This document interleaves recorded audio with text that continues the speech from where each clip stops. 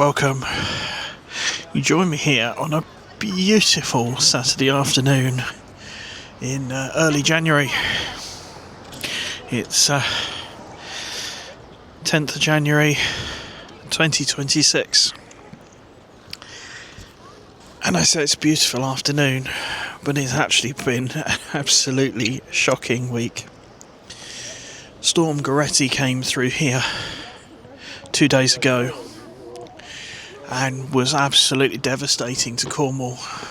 You might just be able to make out St Michael's Mount above Jubilee Pool there. 80% of the trees on St Michael's Mount were lost during the storm. That's several hundred trees. But you wouldn't know it today. It's absolutely beautiful here. And the sea is as calm as a millpond. It's amazing how it can change. But I wanted to use this really as a reason to just sort of explain how important storms are to the geological cycle. So, large storms like Goretti will be absolutely instrumental in topping up sediment flows. Storms have a number of effects, particularly in the sea, and one of those effects is that the wave action will be far larger than it is normally, and that penetrates far further down into the water than a normal wave would.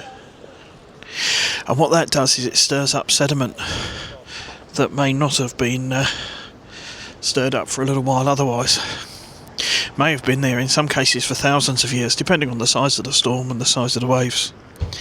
And that sediment then gets turned up into the water column, and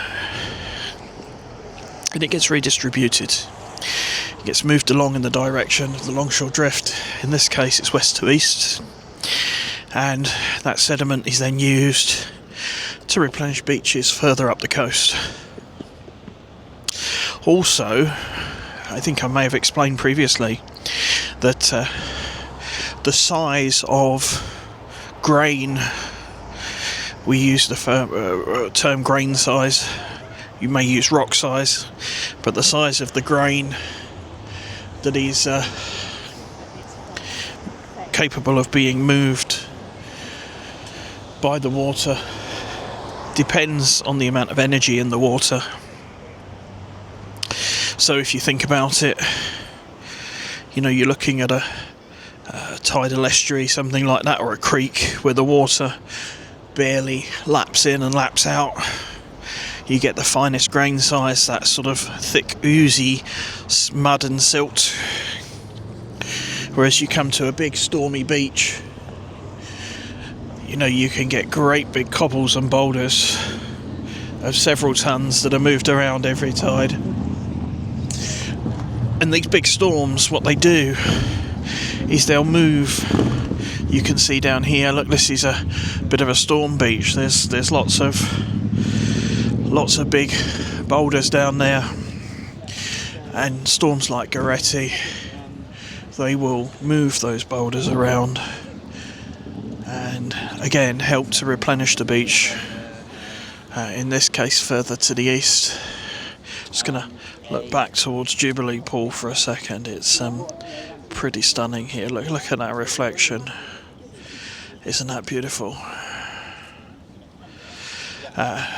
We'll do a quick panorama as well. Just there is some kind of drilling platform out in the this is Mounts Bay here. Some kind of drilling platform out in the bay there, which is quite interesting. Not quite sure why that's there. I might have a look at that later this afternoon and see if we can work out why that's there.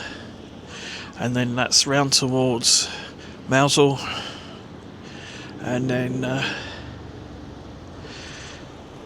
just underneath the sun there is Newlyn. We'll zoom back out again, and we'll get back towards walking along. Yeah, so we were talking about storms and how storms are really key. So what happens with storms is if a storm churns up a lot of sediment, particularly a big storm, then that can be preserved in the geological sequence. So what a storm might do is transport a lot of sediment further out to sea than the normal sort of wave action and tide cycles would do. And that can be preserved in the sediments. So if you go to somewhere like Bude, if you look at my video from Whitsun Bay or from Bude, you'll see there the sequence is interbedded mudstones and sandstones.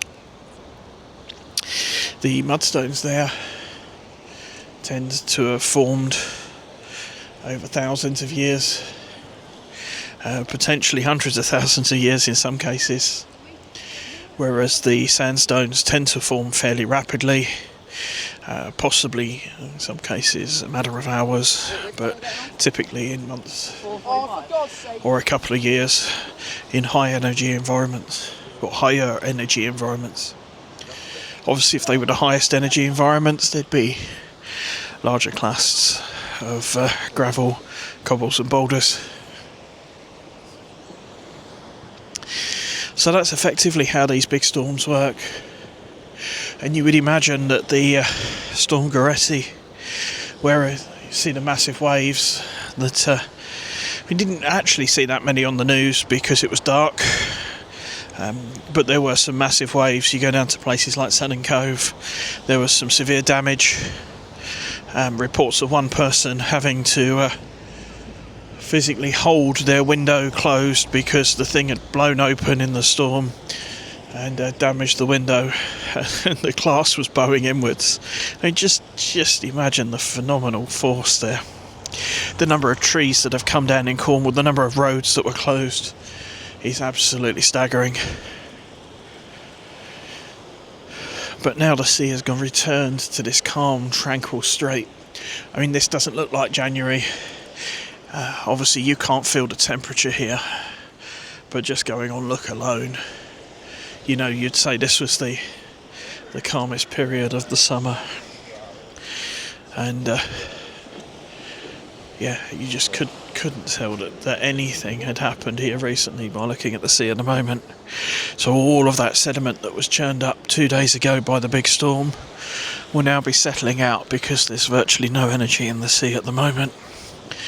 The waves are, centimetres high rather than metres high, and all of that sediment will be falling out of the water and being redistributed much further out to sea than you'd normally expect to see it.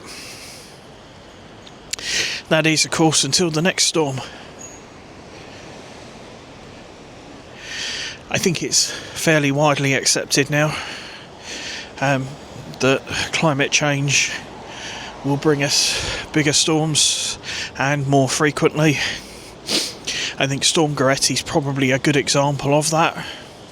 I mean, on its own, it's nothing significant in terms of the fossil record, but actually, it comes a couple of years after another big storm in Cornwall, and now, you're getting 5, 6, 7 a year, whereas, 100 years ago, you were maybe getting one every 2 or 3 years.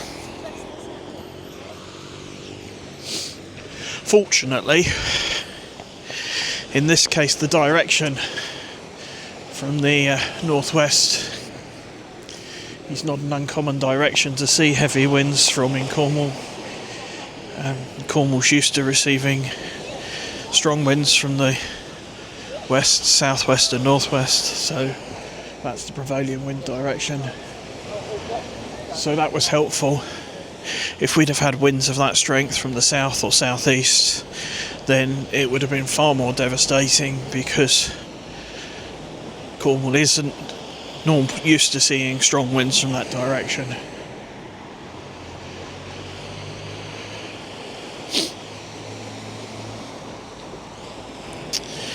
So,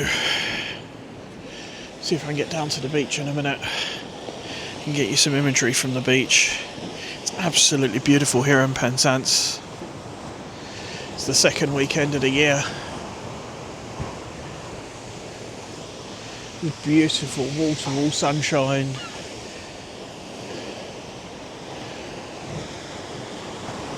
And not a cloud in the sky except for right on the horizon there. I wonder if we can get a quick zoom in on St Michael's Mount from here. Probably not close enough to be able to see anything of any detail. I have to say though, coming in, the island did look a lot barer than it normally does, and I suspect strongly that is because, as I say, they lost 80% of their trees on the island there. It was on the news today. It's just mind-blowing to think, 8 out of 10 trees, 4 out of 5 trees were blown over. But it is an incredibly isolated place. I think that gives you kind of a sense of the scale of the winds that we had here, up to 100 miles an hour. Technically hurricane force, and I think it was at 74 miles an hour is hurricane force, so anything sustained above that level is hurricane force. And we did for a while have sustained winds in excess of 70 miles an hour, and even in fairly sheltered areas up to 80 miles an hour. So, just talked a little bit about how the storms distribute sediment and how quickly the sea recovers. There are still thousands of properties in Cornwall without power, but the sea will recover in a matter of hours. And to look at it today, you'd think absolutely nothing had changed. But you're talking about millions and millions of tons of sediment having been moved all around the coastline here, having been, in some cases, topping up beaches, in other cases, eroding beaches, and basically just resetting the geological record for the area, topping up those sediments, moving a little bit further east, even space for more sediment to move in and more coastline to erode. And of course, over time, all of the organic footprint from the storm will take hold as well. All of the trees that have come down that are not removed by man will rot down and form organic soil, increasing the thickness of the organic soil in the area. Of course, Cornwall's well known for not having a very thick layer of organic soil, so it helps to replenish that. A lot of the sediment from the heavy rain that we've had will wash more sediment into the sea to help replenish that was washed further to the east, and that constant erosion cycle of the country will just continue as Cornwall gets a little bit smaller every single day, until eventually the entire island, or the entire country, is washed back into the sea in, I don't know, perhaps 150, 200 million years' time. There we go, folks. Well, I hope you've enjoyed my ramblings as we walk along the promenade here at Penzance. And wherever you are, stay safe and have a great day.